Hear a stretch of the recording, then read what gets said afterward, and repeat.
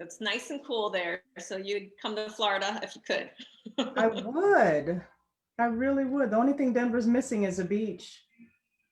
I actually like Colorado. I've been to Colorado Springs and Denver a couple times just for different speaking engagements. Yeah?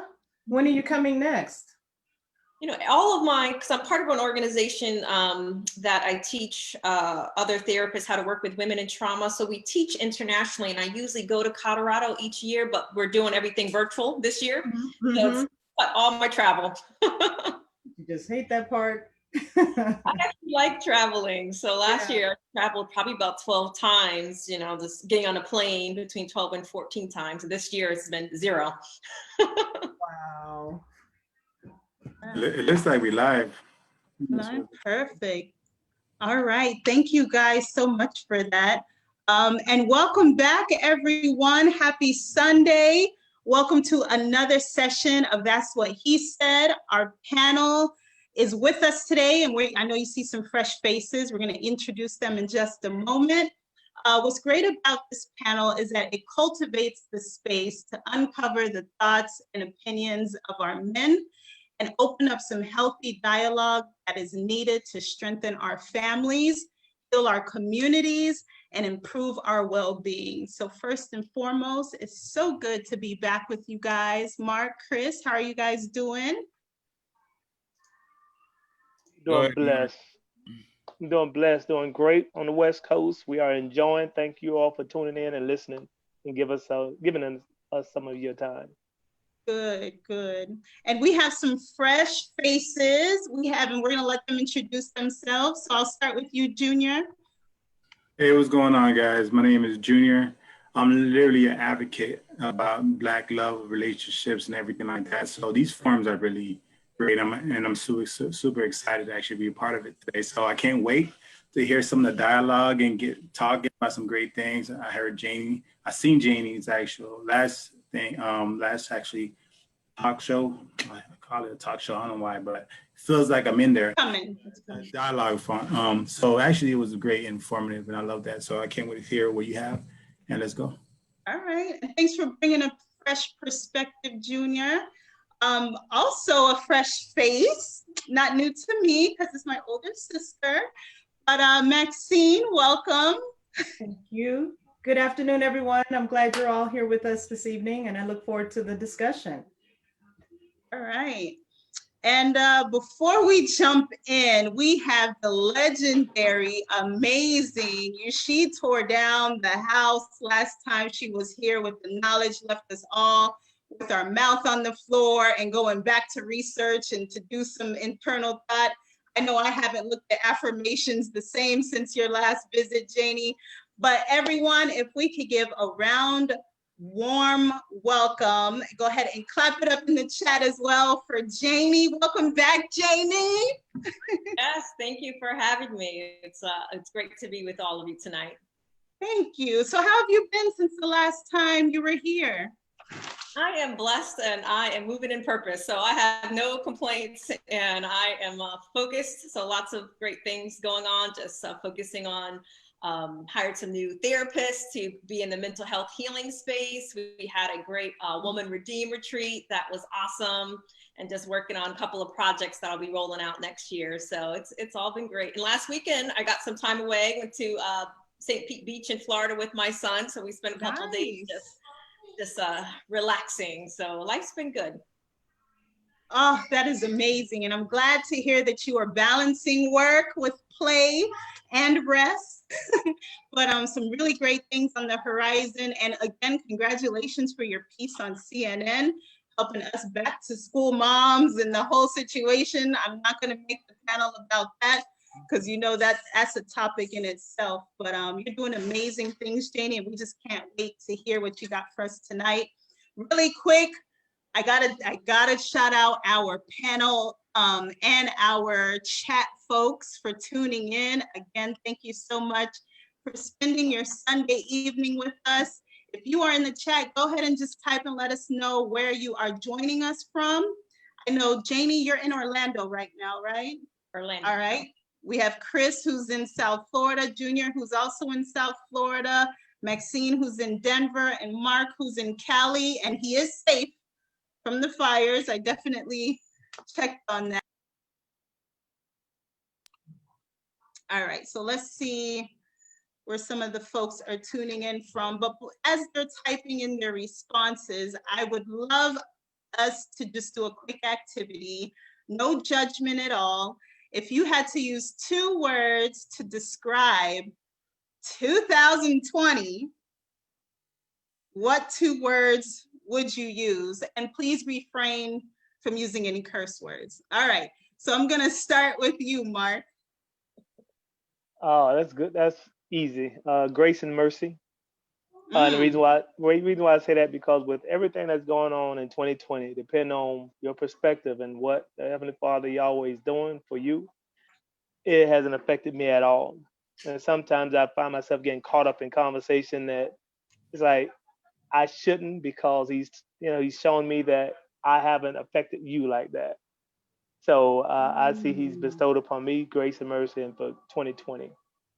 All the chaos that's going on. All right, I like that.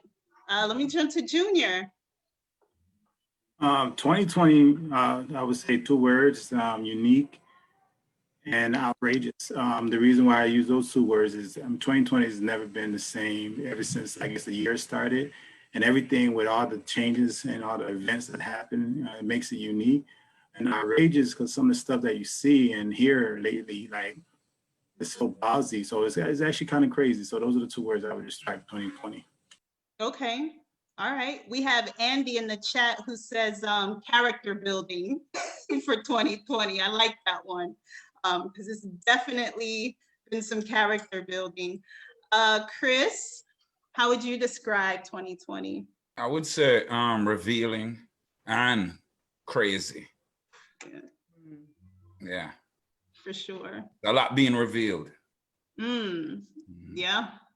All right. Maxine. Well, there were 2 answers kind of fighting in my head. One of them was what the fill in the blank would have been followed by world, but the other one was pivot position.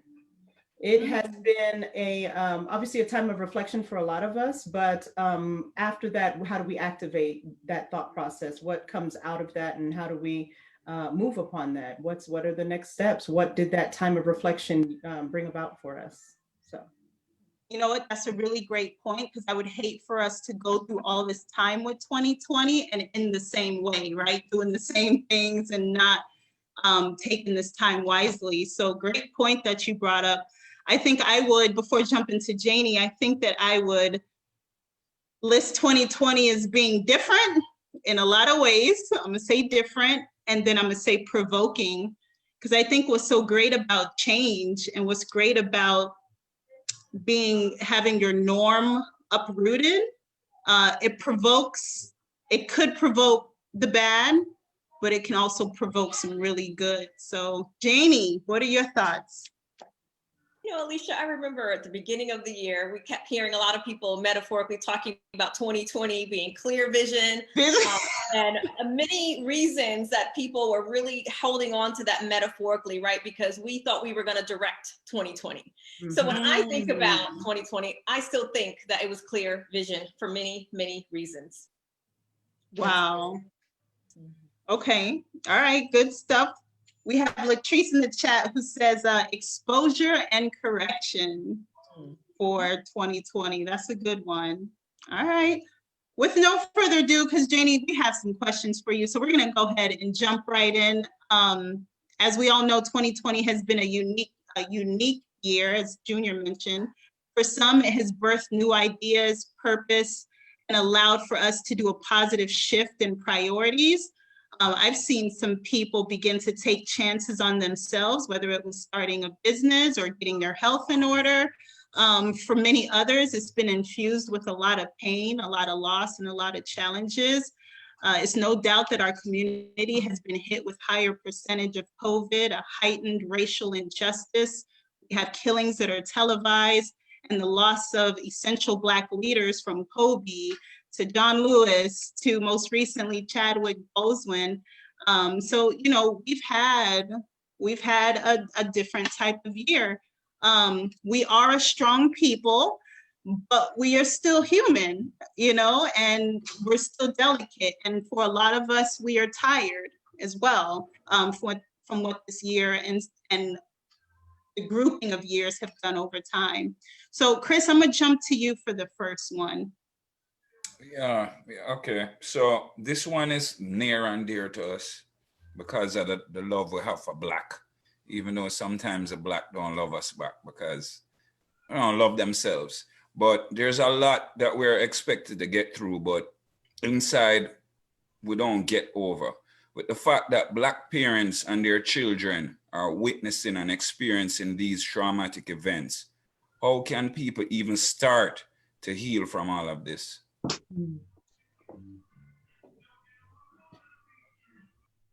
So Janie, we're gonna go ahead and jump to you for your expertise on that. How do we begin to heal? You know, we have two things that are going on. We have individually how we are coping and how we're dealing, and then we have collectively as people.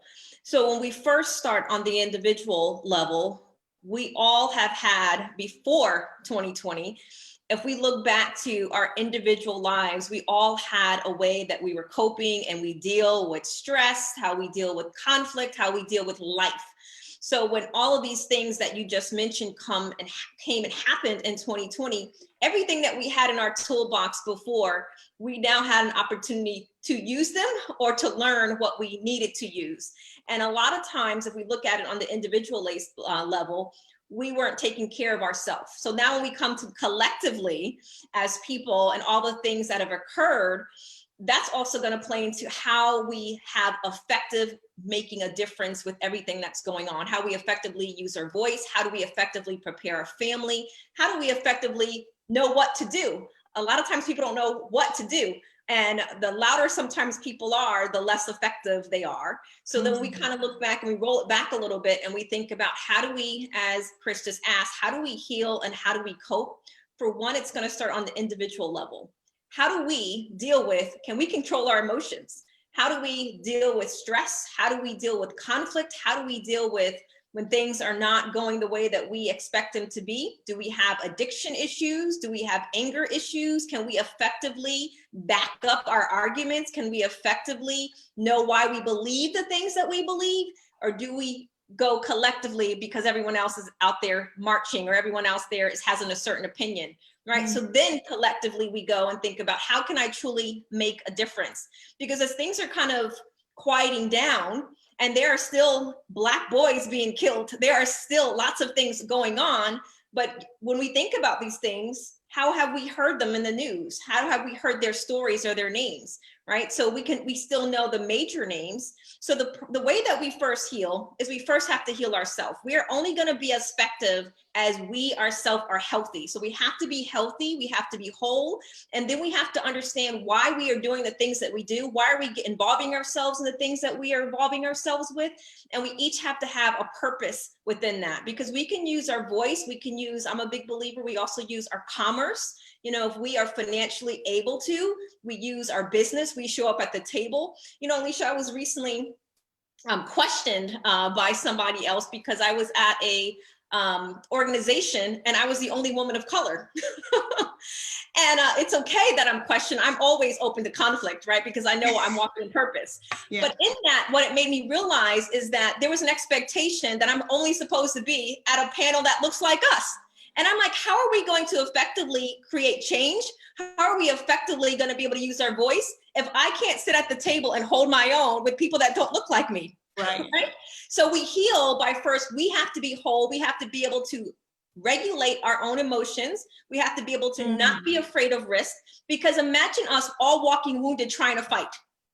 We cannot be at a place where we can really truly be effective until we understand from the inside out that I know that I can sit at a certain table because someone who was at that same table was a racist that was openly saying to me that they didn't like Black culture, but I didn't react, right? So how can we be in a position where someone is confronting us and I'm not coming out of my skin, so to speak, right? I can sit and have a dialogue and a conversation because I'm showing them a different way, right? So being a change agent, but we can't be a change agent, Chris, to your point, unless we're at a place where we're not afraid to heal, we're not afraid to have conversations, we're not afraid to look at our own family, because some of us could be out on the streets, so to speak, fighting, and our own families are in turmoil. So we have to be at a certain place where we have a good foundation, we have clear vision, going back to Alicia's original question.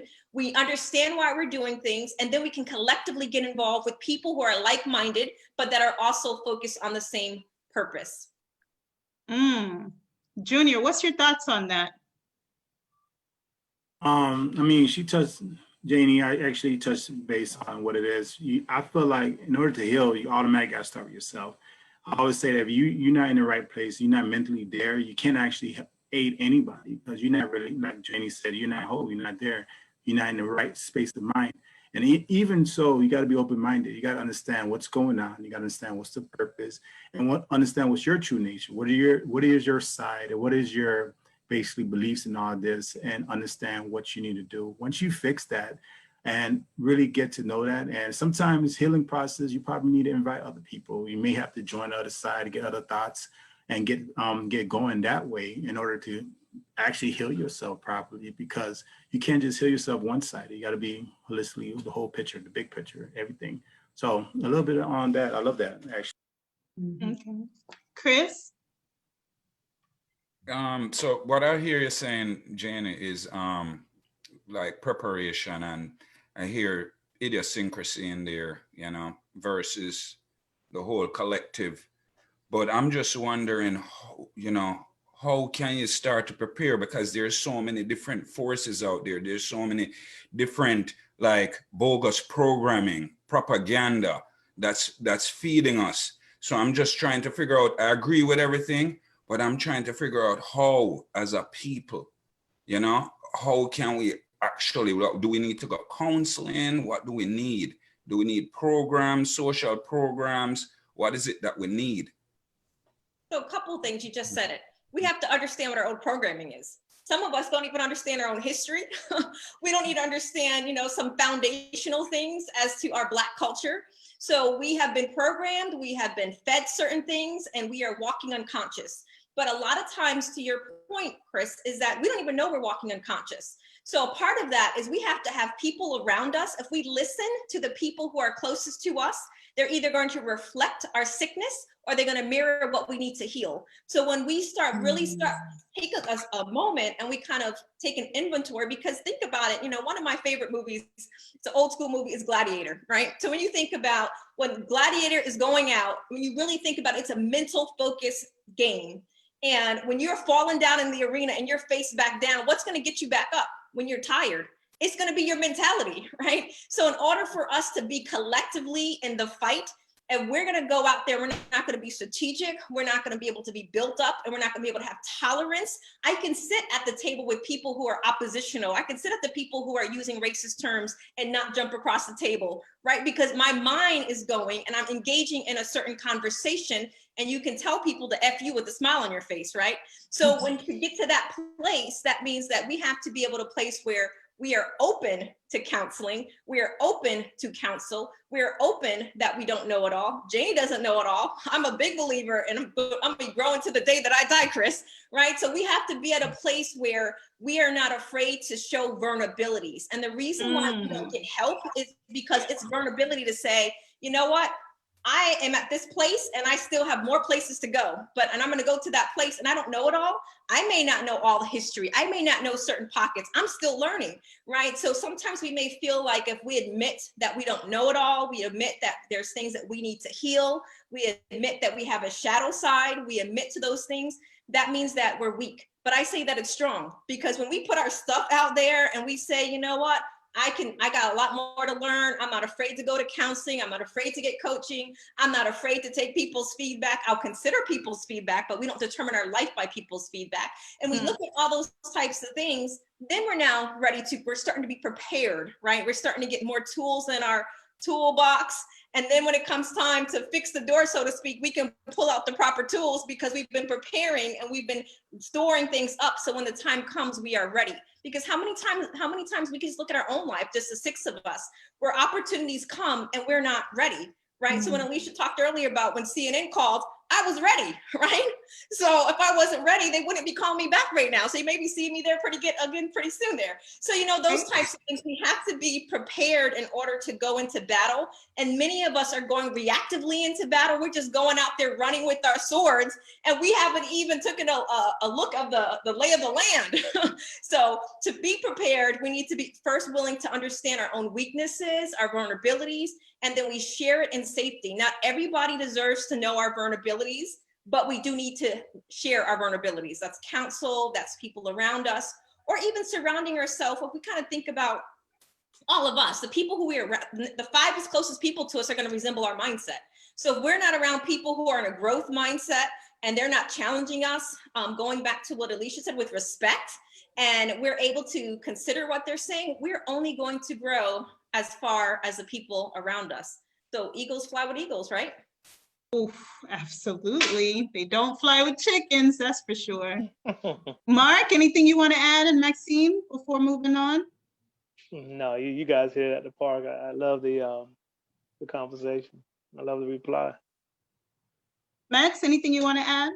Well, no, I was going to ask a very similar question, but Janie, you seem like you pretty much answered it. That was kind of one side of the coin in terms of what are some of the things we can move forward to do, to activate. But on the other side of that same coin, like, for those who may have fallen into complacency or monotony, before we even get to the part where there's groupthink, because that's what happens when we just go along to get along, right? Like, what are some of the indicators that we might be in that space of monotony, and just kind of not really, like you mentioned, being vulnerable, being introspective, and reading the room. I believe that your life is a form of feedback. And so, to your point, being able to interpret what is going on around you, to really be able to incorporate that into your self-assessment. What are some of the indicators then that we might be in a monotonous or complacent space? I think the first thing, Maxine, that I'd want to share is that complacency is very different than being monotonous, right? One is we are unaware, and one we are very aware of. So if we look at our monotonous life, we're doing the same thing over and over and over again. We have to get to the place where I think a lot of times people actually fall into that path. You know, a lot of people that I work with, that they're doing the same thing over and over again because it's safe, and they don't really know what their purpose is, and they don't really know what to do. So, that's kind of like, we can look at people on the outside and we can see they're doing the same thing over and over and over again, so to speak, and we can judge them. But if we kind of look at their heart condition, a lot of times it is fear. Sometimes it can be insecurity. And sometimes it can also be what has been their previous experience when they stepped out of the box, when they stepped out of their comfort zone and they took risk, where they shut down, did their face go down in the arena, so to speak, and they didn't get back up, right? So there's many reasons that people get to that place where when people are complacent, they truly are, they just don't know. They're unaware. We can see it on the outside, but they can't see it. But there's a couple of things that we can see to kind of go to your point. We can look at cues. And one is that they are struggling to make a difference and find meaning in their life. They are doing the same thing over and over again. They're not taking a risk. They're not doing anything to grow past where they are. I remember one time, actually, somebody had said to me, Janie, in some ways, you are the same person you were when you were younger. In some ways, I don't even recognize you. And I said, well, that is a good thing. Right. Because imagine I was the same person I was, 20 years ago. Yes, I'm glad I still look the same. I'll take that any day long. But if I was the same person, like, think about that. How many times have we heard that as a compliment, right? I'm the same person I was when I was 18, and you now a 45-year-old man. That is not a compliment. It's not a compliment. Yeah. Right? So there has to be a growth mindset. You have to see that they're moving somewhere, and many times they can't do that alone. God didn't make us to be alone. Many times we are alone, and we kind of take that Lone Ranger approach because we're unhealed in relationships in particular. So that means that there's something in there that we don't trust other people, or we don't trust ourselves. So then we kind of isolate ourselves, and we don't allow people to give us feedback, because we can't be a prophet in our own life, so to speak. There has to be somebody outside of me to give Janie feedback, to say, Janie, that's your stuff. Or Janie, you know what? That's not you. I think you should keep it moving, right? Because sometimes we can't see it for ourselves, but if we don't have people around us, we can only go to a certain certain place. Like running Life Counseling Solutions, I wouldn't still be running a business, a successful full counseling business 9 years if it wasn't for a team of people. It's not just me, right? There's staff, there's other therapists, there's other people, and we wouldn't still be in business. So the same thing with our life. If we want to grow to a certain place, it could be your spouse, it can be your close friends, your close circles, because many times people are lonely, and they're lonely not necessarily because they don't have friends. It's usually during the transitional periods of our life that we are most lonely. That's because we're pruning, right? Right now we're getting, some places we're going to pruning season, and we should be pruning. We should be, as we're growing, we should be losing friends, or we should be changing toxic relationships for ourselves. And during this pandemic time, a lot of people have experienced loneliness because they weren't necessarily having healthy relationships before. We were busy, and we had, some people had a false sense because we have social media, right? So we can have, because how many, I ask when I do a certain presentation, I'll ask people, how many of you in the room actually have as many friends as you have on social media? Nowhere and nobody close. raises their hand, right? Nowhere So when it close. comes to this time, there's legitimacy to feeling alone because we truly had a lot of stuff around us, but there truly wasn't connection. Or it's because we're transitioning, we're pruning, and we're losing things that we should be losing. And that's usually the most painful for people, is during that pruning process, when your circle is getting smaller, and your circle should be small. A lot of people, they kind of look at, I want to be rolling with an entourage. That ain't a good thing. Yeah. Whoa. So Janie, you touched on a couple things in there that I kind of want to dig through a bit. I do want to toss it to the fellas and even to Maxine. What are your thoughts? Because Janie just shed a lot of light on, for instance, those people who might be more inclined to fixing other people instead of fixing self. So what are you all's thoughts on how to begin putting down the magnifying glass and instead picking up the mirror? How do you begin having that honest self-assessment and reflect on our behaviors and actions more objectively? Let me go with you, Mark. I think you have to be, first of all, either be aware of your own faults and misconceptions, and be honest with yourself on, let me get myself up on whatever pieces that you find that you're missing. So I definitely think, as far as getting with someone who thinks opposite of you, someone who's going to challenge you, not being afraid of those conversations, someone who is probably where you want to go. So changing those friendships, like on Facebook, sometimes you have to get rid of those toxic relationships and look for somebody who's pruning the tree, right? And going along with the route of those who you do see, okay, I see this person is heading that way, and what is he or she doing that I need to, put into my folder that I'm missing. So I think you first have to realize the things that you're lacking in, and then be open and honest and go after it. Junior? I mean, there's a lot of good topics, responses here.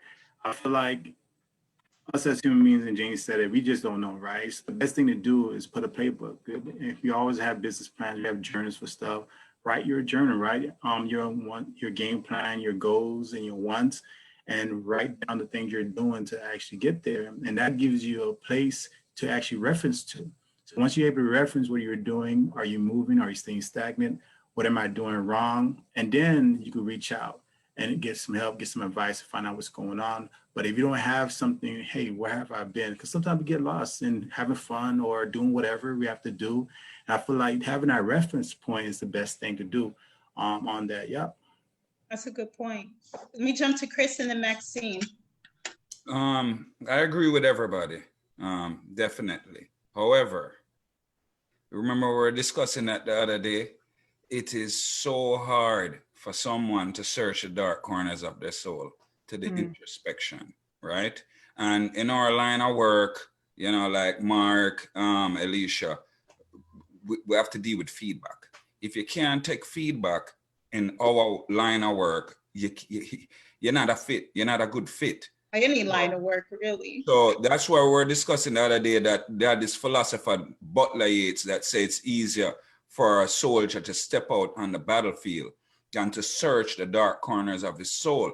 So, so you would actually have to be willing. That's why a lot of people like yes people around them, right? And it's so fake, and you can't evolve, and you can't grow, and you can't do a paradigm shift. But I definitely agree with everyone, but it's easier said than done. Yeah, I think there's some people that just don't want to do it, quite frankly, either. And we could really get entangled. I said I wasn't going to use that word, but we could really get entangled trying to get them to see what we see. And we do it out of love, and we do it considerately. But if they're just not interested, that's another thing. Max, what's your thoughts? You know, I agree with what Chris said in terms of people just really not wanting to face the truth. I want to make sure I'm not on mute. Okay. Yeah. Just not wanting to face the truth about ourselves, because that means we have to put in work. And a lot of times some people are very adverse to that self-work, to the self health, if you will, that it's going to require the dark corners that we have to look in and really have an honest look at what we're dealing with here. To Janie's point earlier, less can be more.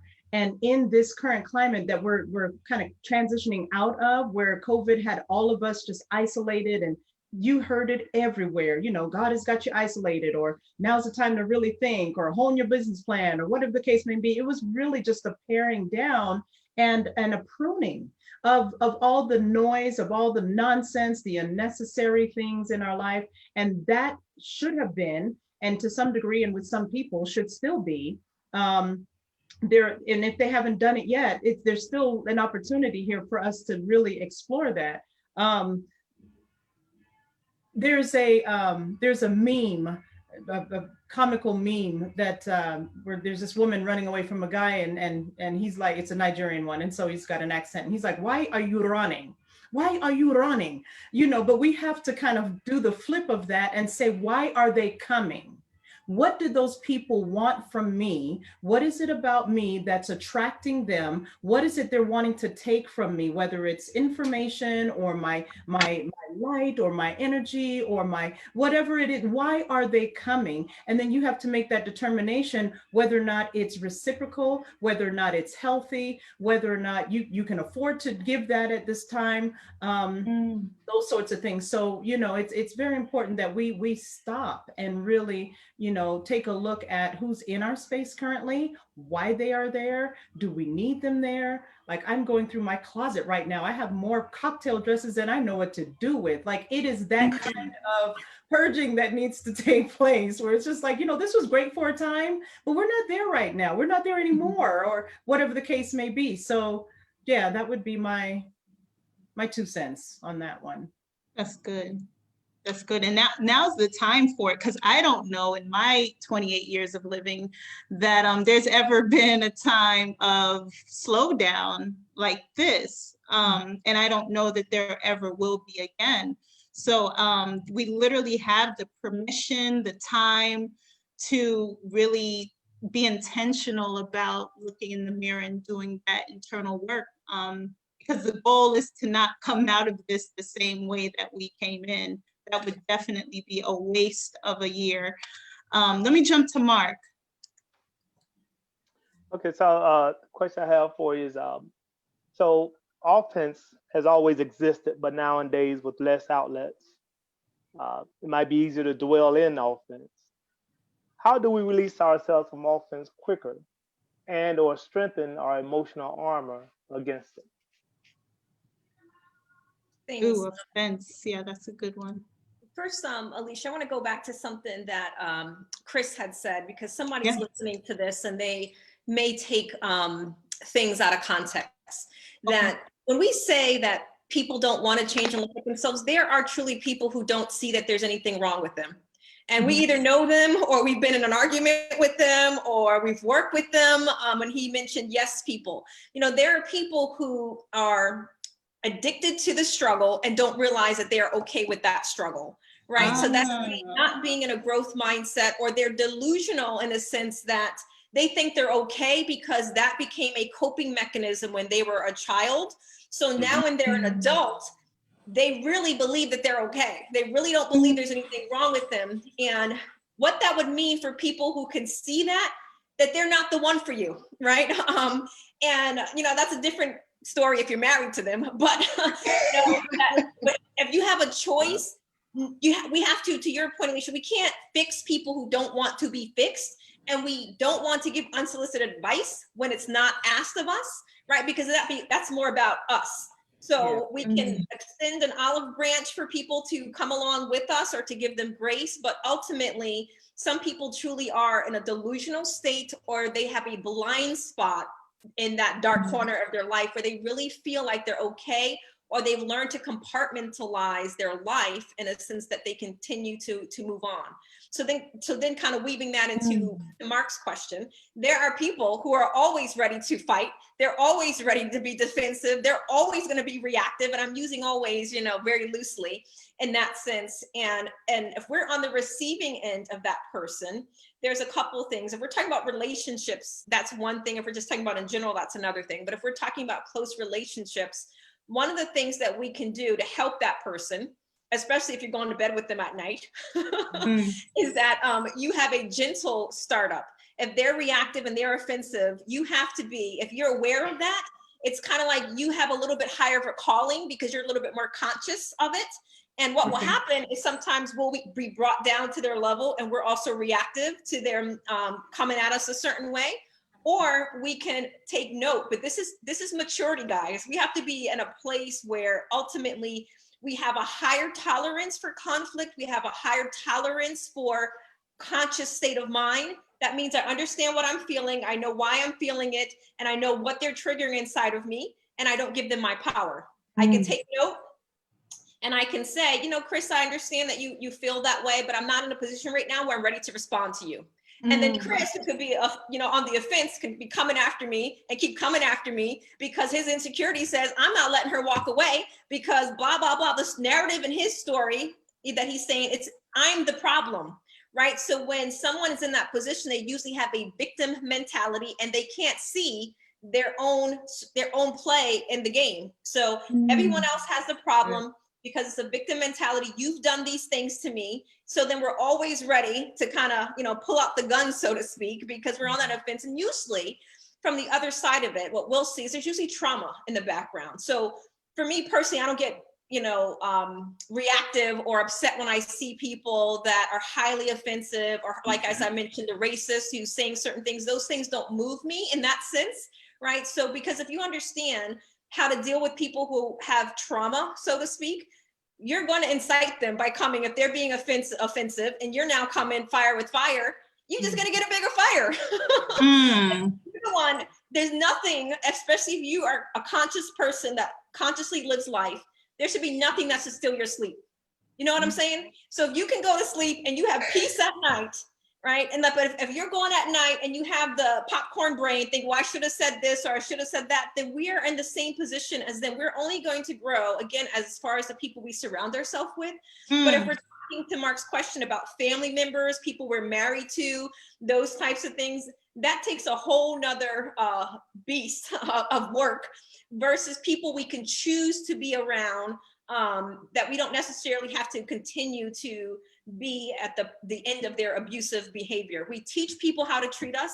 And many times we are afraid to teach people how to treat us, especially if you're codependent, because you'll notice it, and you'll take it. And then the next thing, Mark is looking at his wife saying, well, where did that come from? Because she is exploding like a volcano. Because in her mind, she's just taking it. And she's thinking that's the best thing to do. No, we have to address things as we go along. So if someone's being offensive to us, we have to address it, but we can't address it with the same energy that they're addressing it with us, right? Because we teach people how to treat us. And if people are treating us badly over and over and over again, we are the common denominator. Well, how am I dealing with conflict? How do I feel about myself? Because a truly confident woman or man, and I say confident, they don't have people around them who can talk to them any old way. Yeah. Right? So that usually has a little bit something to do with us. We're either a people pleaser, or we learn that person who's offensive repetitively, we learn to enable them by walking on eggshells with them. Oh, Janie, stop talking to my life this week. Oh my gosh. And I remember personally growing up in a home like that. My dad was an alcoholic. So when he would come home, mom would teach us to scatter like roaches, like the lights come on, right? So we learn to enable people's bad behavior because we just stay free of them versus looking at, okay, what's the part that I play? And again, remember, it depends on who the person is. But there's no one in my life right now who can talk to me any old way, right? You get one shot to get you some grace. So do an inventory, and I'm very passionate, but I'm very respectful, right? So you think to yourself, if I have people around me, and I hear this all the time from women in particular, is I keep finding the liar and the cheater and all this other stuff. Well, honey, that's not really about them. That's about you, right? But we don't want to hear that. We don't want to hear that truth, because then that takes me out of a victim role, and that puts the responsibility that I got to look at my picker, and I got to look at my self-esteem and my self-confidence, and people don't want to be responsible. So going back to Mark's point, we got to be responsible. We have to look at our part that we contribute to any type of conflict. And the 4 agreements, right? It's a popular classic book. And one of the 4 agreements is we don't take nothing personal. So if Mark unfriends me on Facebook, I ain't gonna take that personal, right? Yeah. People, and I'm saying that jokingly, but not. I mean, I work with people who literally lose sleep over somebody that's unfriending them on Facebook or Instagram. Think about this, guys. You don't even really know this person, but now you are now writing them a message. Did I do something to you? It don't matter. It doesn't. It's so true. Do not unfriend Janie on Facebook. But that requires, Janie, you to have like a higher EQ, right? So that means, that's what I'm saying. We all need therapy, because just give you a quick example before I move on, just stick a pin. I was in the gym the other day with my friend, right? And as soon as I walk in, you have this dude, right? He got this girl there, but I sense insecurity, because some of these guys, whether they admit it or not, they know what kind of guy their girl likes before they see them from before. So this guy starts, and then with a Jamaican thing, we have an ego, and so this guy, so I'm there with my friend, and this guy started to make up his face, like, giving us a dirty look. So the same time, my friend was like, "You want to this money on it?" I'm starting to get, like you're saying, Janie, fire with fire, right? Want to this money. And then I said to him, "Don't pay it no mind, man." And he was like, "But the money go on to me and we don't." I said, "Think about this." I said, the man see us coming into the gym, and the man is hating on us just for our appearance. That means he's insecure because his girl is around. Right? And I say, you think it's just us? I said, just imagine the hell he's going through every day, because we're not the only ones that he's threatened by. So I said, just imagine the hell. Yeah, so we should feel sorry for him. And then he was like, yo, I didn't look at it that way. So what I'm saying is real. I agree with you 100%. Can't fight fire with fire. But once we did it that way, I feel sorry for you, just move along. And then it kind of like, it's some kind of conflict resolution type of deal. Well, when you're, to your point, Chris, when you're confident and you're self-assured and you see the insecure person, right? As women, we deal with that. As men, you deal with that. You acknowledge them, right? Hey, bro, what's going on? Whatever, right? When we acknowledge people versus we do what they do, because sometimes we can still do what other people do and not even open our mouth. If I see a woman looking me up and down, am I going to just turn my head? No, I'm going to go right up to her and I'm going to say, hi, you look sexy, whatever it may be, right? We kind of take it away, but we don't do it in a place of arrogance. We do it in a place that we're safe. Because to his point, not everyone has emotional intelligence. So when we are, because we're all having this conversation, so when all of us have emotional intelligence, we have a higher calling to lead the way. And sometimes that's frightening for people, right? So if I have a higher calling, that means that if I'm seeing that person and she may be looking at me with a very aggression, offensiveness, if I was insecure, that would scare me, right? No, I'm going to move right to that. I'm going to lean in, but how I lean in has to be thoughtful and has to be strategic, because people who are also insecure don't trust. right? So then the very fact that you're moving close to them means that you're going to activate whatever stuff that they're going through in particular. And what, you know, Chris said, that guy, he probably ain't sleeping at night. He's probably still thinking about Chris, right? So who wants to live that way in that sense? But we can't, but what we can do when we have a higher calling of emotional intelligence is that we don't enable people. We don't enable their stuff. And many times we do that because we don't want to deal with them. And there are some people, in all honesty, we shouldn't deal with. But there's some times where we enable people's stuff and we don't come to them and say, hey, come with me, or hey, I can recommend this, or hey, have you ever thought about this? Because, you know, when you and Chris were talking about feedback, many times people don't know how to take feedback because on the other hand, many times we don't know how to give feedback, right? So we can give stuff unsolicited, or we can come at people with an aggressive, you know, and then they're on the defense, versus having a very, when we talk about, the Bible says to speak truth in love, right? That we don't really know what that means. That means that we have to have self-control. And we also really need to know, what is my purpose in giving that person feedback? Is it going to make me feel better, right? Because I really don't like her stink attitude or whatever, and I need to point it out so I feel better? Or do I really am coming at her in a place where I really want to help her and I really want to give her something to consider? Because my approach would be very different when it comes to my motivation, because our action will show what's truly in our heart each time. Absolutely. Hey, Alicia, just real quick, you know, you guys remind me, I was just looking at, and Chris, this is a throwback, just looking at an episode of School Days, right? Spike Lee. And I don't know if you guys remember the scene where they were in the restaurant and the old school guy Samuel L. Jackson was sitting at the table with the curls in their hair, and they was talking about mission guys in college. So what I said all that to say this, you know, to be offended is now like it's a crime. You know, it should be all right to be offended, but who's, you know, you can either grow by it or try to educate one by it. And, you know, in instance, you were saying with the guy in the gym, and this is, I forgot who was talking about this just recently, was saying that a lot of times we'll see someone like that and we won't take the opportunity to say, you know what, I can take the opportunity to educate this person, or let me welcome them into my fold, let you know that, you know, I'm nothing for you to be mad at. Instead of, you know, you could ignore them, but that was an opportunity to say, you know what, Yeah, you're really, it's something else going on. It's not me that you're offended by, something else going on within you. Let me take this moment to, hey bro, you want to come over and help work out, you know, something to that effect. And they was just talking about how that a lot of time we don't take the opportunity when we see that and react to it. And I think, Jamie, that's what you're saying, you know, welcome them, you know, pull them into your fold and maybe converse with them and ease their attention, because it's something deeper than what they're showing. right. But you have to be careful what arena you did that in, Mark. Well, yeah. Because in the Jamaican arena, you have to do a risk assessment, because you might get stabbed up. Right, I agree with you totally. Junior, what's your thoughts?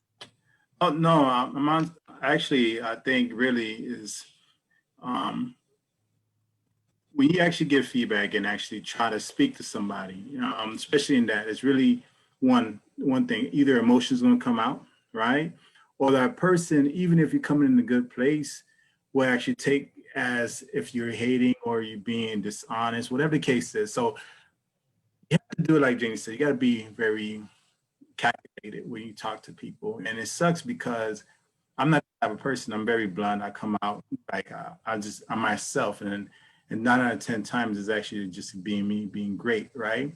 But you still got to think about what you're going to do, because you don't know what that person's mental state at that moment. Whatever the case is, for Chris' example, that guy looking up and down, he's probably just hating the fact that you're in the gym and he wants to be your body type and he doesn't know how to do it.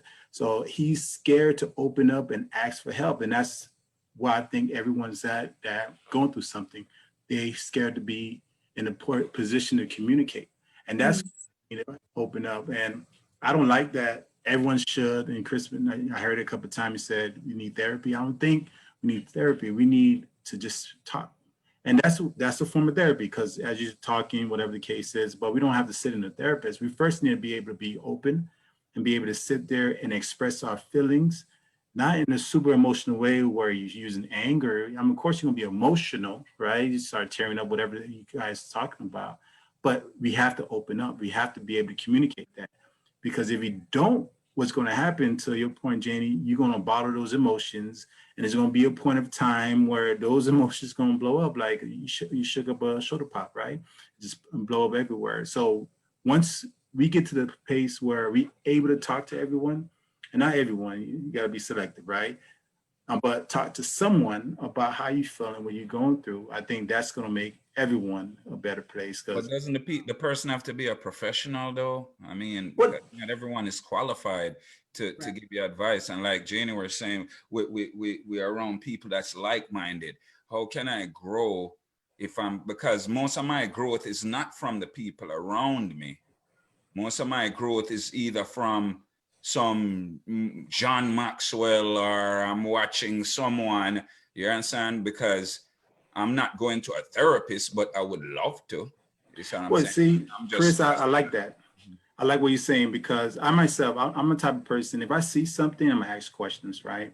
And I love to ask older people that have been there, because, you know, I remember I was walking, and was in Costco's, and I seen this elderly couple. They were laughing, you know, having a great time. And I asked them, "Hey, you guys married?" They said, "Yeah, we've been married for 28 years. I said, "That's awesome. How did you do it?" And the reason why I asked that, because I believe family is very important. So if I could get different perspectives on how people are doing stuff, of course, I'm not going to everybody does, because I have my own foundation, right? So it's first, like you said, you don't actually get the thoughts and perspective and growth from the people around you. Sometimes you got to reach out, and that's what I'm talking about. That's the key. To be in a position to communicate that and reach out is just that's what's stopping us. Once we break that fear of communicating of people of opposite sex, opposite color, it doesn't matter who you're talking to, because information is great things. You learn from anybody. You may not pick or may not agree, but once we get to the point of talking, I think that's communicating. That's the best thing we need to do. Yeah, and Janie touched on it a bit ago when she talked about the need for us to be vulnerable. Like, there's so much growth that happens out of vulnerability. That's where communication can begin, is when those walls are coming down and you're able to see each other for who you are. Janie, you touched on being slow to respond. I think that is something that culturally we can get better at, because I think we were just taught to be quick with a response and not really think things through and repercussions, or just, you know, the outcome or what our true intention is. It's like all of that was kind of on hold to just be able to respond quickly. So when you talked about being slow to respond and having self-control, but I really love the part of having the heart to help, because it all comes from your heart. Like, what is your purpose for reaching out? And if your purpose is pure and you're wanting to do it out of love, and the delivery will follow. But it has to be a heart to help and not an egotistical heart. So great point that you brought up there. Max, anything you wanted to add?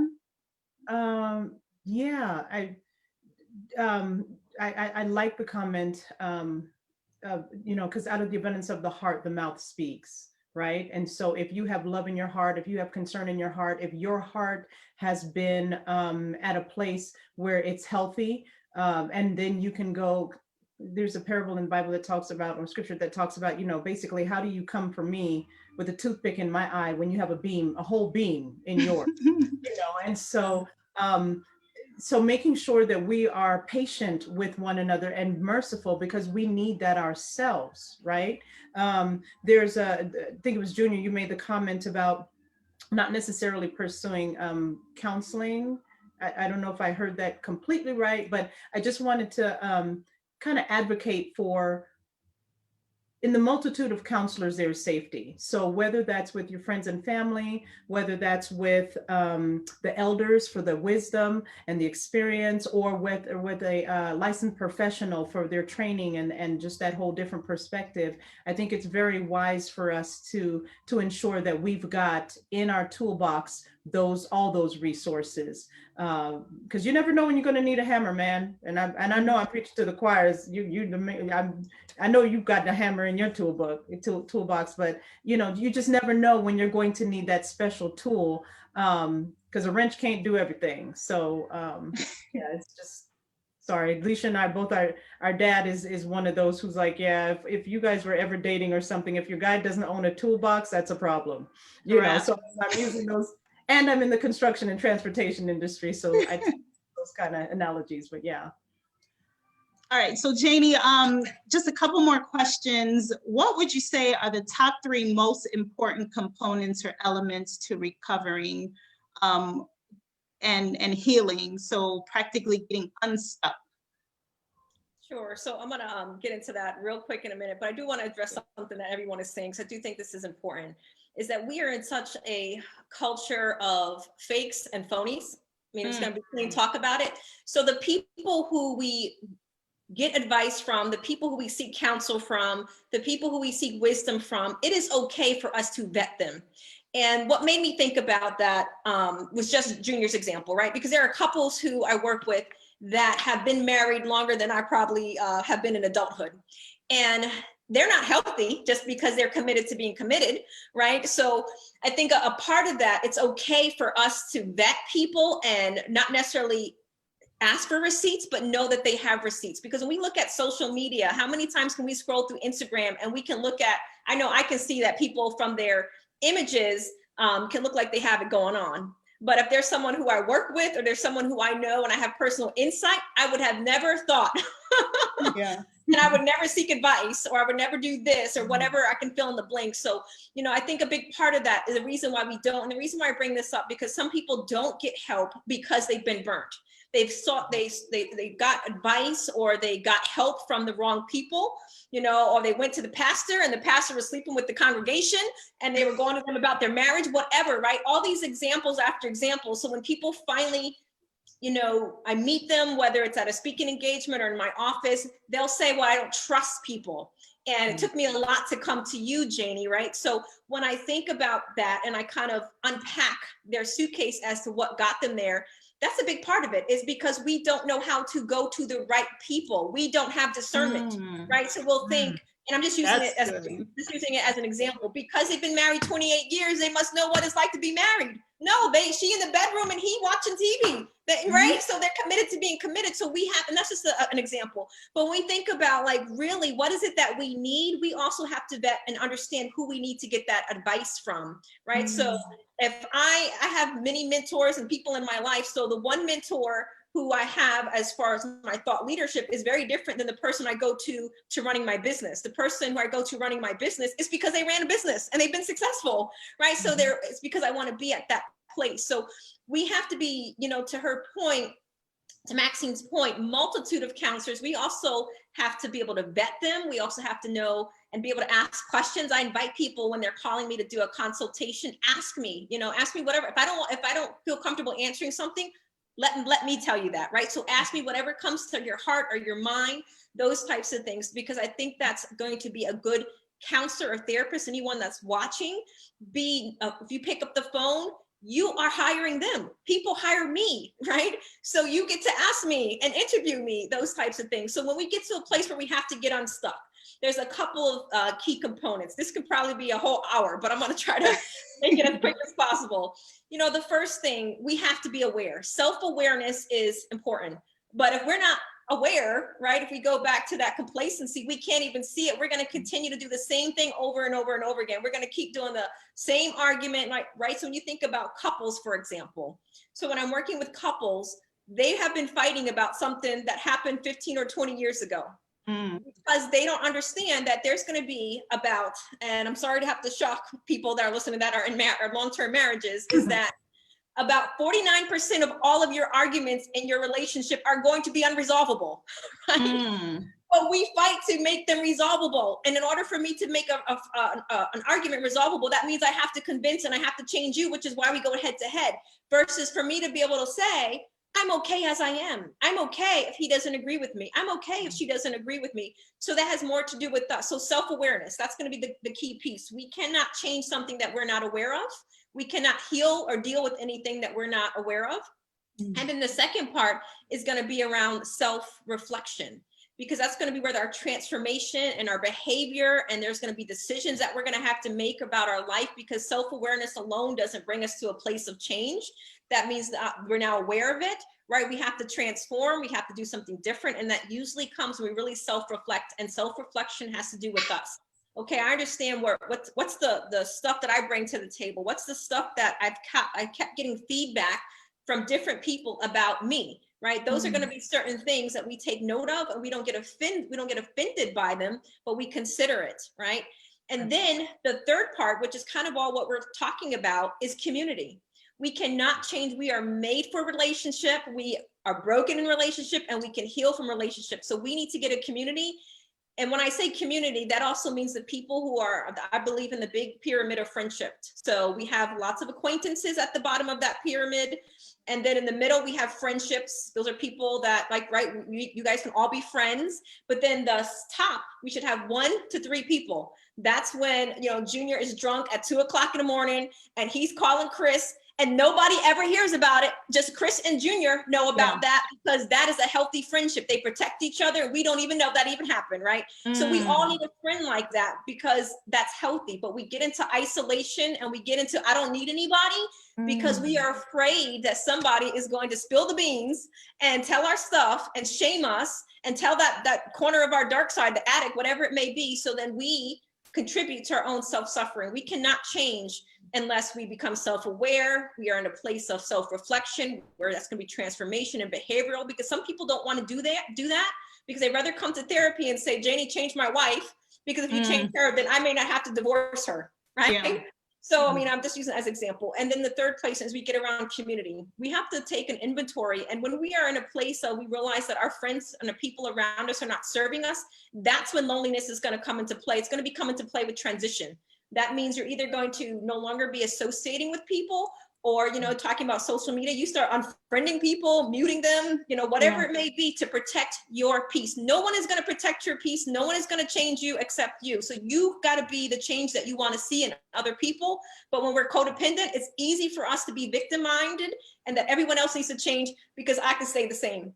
It's hard work. We have to kind of cut ourselves open, look at all parts of us, and be willing to do the hard work. But to Chris's point, it's not easy, because we have to admit, we got to look at things that we may not have even addressed. We may still have, you know, how many times I meet with women in particular that still have an abuser, a childhood abuser in their life, right? So we have to now make decisions. We got to call out stuff. We got to do stuff that's going to help us protect our peace, and to walk in our purpose, and to walk in our passion, so that we die empty. We want to die empty. We want to give everything to this world where we're making a meaningful difference to our children and to our family, to our communities. But we can't do that when we're walking wounded. Right. Yeah. Chris. I'm gonna do my Jamaican one. That's what I have to say about that. Maxine, I know, right? Yeah, for sure. That was phenomenal. That was great. I'll be watching this again. Yeah. Yeah. Junior. I mean, she hit it. I think everyone needs to be able to understand that we do go through changes. We're not going to stay the same. We're going to be different, and that's how we evolve. Evolution happens every single day. Every single thing, creature, whatever, evolves. And I think we need to understand that in order to get away from isolation, understand that, hey, you know what did I do to now stray away from this person? As you evolve in some way, or that person evolve in some way, that's the separation. And once you identify that in relationships and whatever the case is, and I like the example, you have 3 particular friends. Some people may not have friends like that. And I think that's what actually create that isolation. They never find, or they never became that, or never created a bond like that. So they figure out, you know what, I'm gonna be alone for the rest of my life. And that's the fear piece. You gotta be able to understand, hey, you know, it's okay. And be out there, put yourself out there sometimes. It may hurt, yeah, it sucks, right? But through that hurtness, you're gonna grow from it. And I love the piece, you know, evolution, we need to grow. Yeah, before I jump to Mark, I do love the clarification of the 3 roles of relationships, because I think we might be, or I know for myself, I might have been promoting the wrong people and maybe even demoted the wrong people. So I do think it's important to clarify where these people fall in your life so that you treat them accordingly and you don't waste energy and time on an acquaintance thinking that they were at the top level or even in the middle. So I think that really, that was profound. But I also like how you separated awareness and reflection, because for a lot of times I think I've been combining the two, and it is a stark difference between those. And community is at the heart of me. So I do think that is super important for us and for anyone watching who feels like they're an island.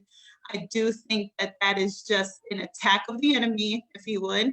It is to intentionally keep you separated, because, you know, even in order for fruit to grow and to be produced, it has to be connected to the branch and the tree and the roots. So I don't think anyone is to be an island, and everyone needs something that someone else has to offer. We're not a one-man show. So I really like, and thank you for highlighting that 49% of conflict is unresolutionable, because that really is going to help me to sleep better tonight. I will be more strategic with my arguments now that I know that. Mark? I don't think that information was meant for you to be more strategic with your arguments, Alicia, but we'll talk about that later. Yeah, No, but I like this percentage thing, because first it was 69% of our your thoughts that we wake up with is negative, and then now it's 49%. But is it always 9 at the end? I think researchers do that because they allow a percentage of error. So the 69% is the automatic negative thoughts. The 49% are the unresolvable differences in relationships. And just to clarify, Alicia, just for people that may be taking notes, it's acquaintances, friendships, and safe people. So safe people are at the top of that pyramid, from 1 to 3 people. That's the safe person. All right, cool. Identify your safe people. I have nothing to add, Alicia. I have nothing. I appreciate that information, Janie, because you know, you just don't realize how many layers you've built upon yourself before you start trying to help somebody else out. Or, as you were saying earlier, you have to take into account everybody who's giving you information. You have no idea where their advice or wisdom or experience is coming from, and you know, it goes back to you know, Living Color. You know, the guy who's in jail, the guy who's in prison, always trying to give the advice. You know, it's like, where you can, it's just bad advice. So I appreciate you putting that in the forefront of your conversation. Just really, and really, what I'm hearing from you is really, you got to be willing to open yourself up, be willing to be truthful to yourself, be willing to understand where your inadequacies are, and work on yourself before you try to do anything to anybody else, and seek professional help and not just Joe on the corner. Yeah. All right. I definitely want to be mindful of time. I'm going to jump for Junior and Maxine. Any final words? Just thank you. Some of the things that you highlighted, like Mark was saying, sometimes when you're that strong person and you're the one, you know, caring for other people, family members, etc., being able to take that moment and be able to say, you know what, have I isolated myself because I either don't think anyone else can kind of relate to what I'm going through, or who do I go through during the time when I need it, kind of thing, or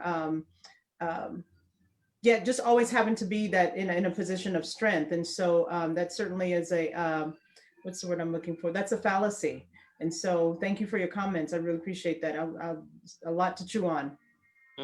Hey, Janie, I'm curious, do you find that is a common theme amongst like oldest children in the family, that they usually feel like a lot of pressure to be the strong one?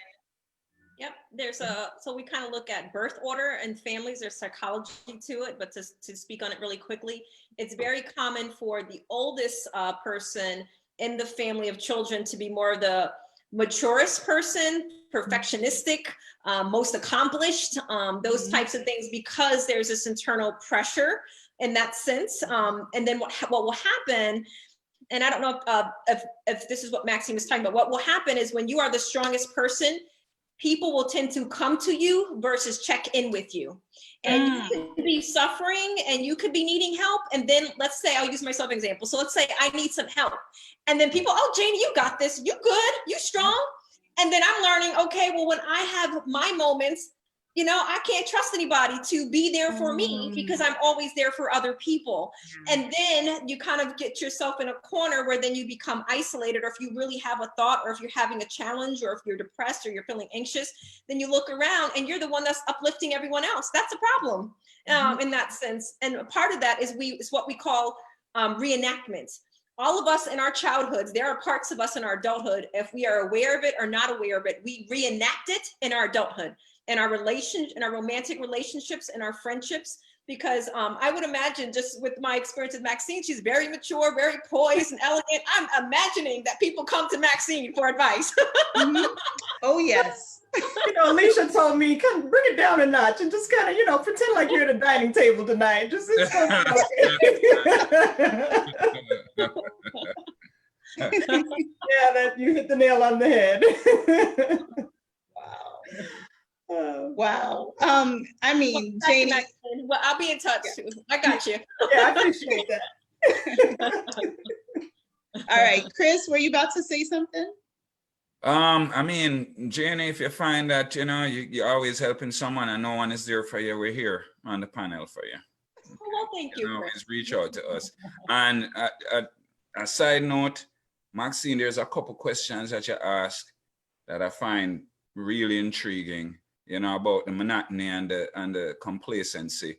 And I want to address that maybe at another time from a macro level, like collective as Black people. Where do you notice the monotonous and the complacent behaviors? Why we're not getting anywhere? That's a good one. Right. That's a good one. Right. All right, Junior, any final words? I know. I just love everybody's insight, man. Janie do a lot of great things. I feel like we just need to start with ourselves. If you think about it, everything derives from within us. Once we get that point and understand what we need to communicate, how to be self-aware and self-reflect, I mean, we should be good. It's a great all around. I want to jump to something April Marie said. She said, I have so isolated myself, but this will change. This was such an on-time message. Thank you. We have some folks disagreeing with the timeliness of the message, Janie, and just how it's provoking the change already.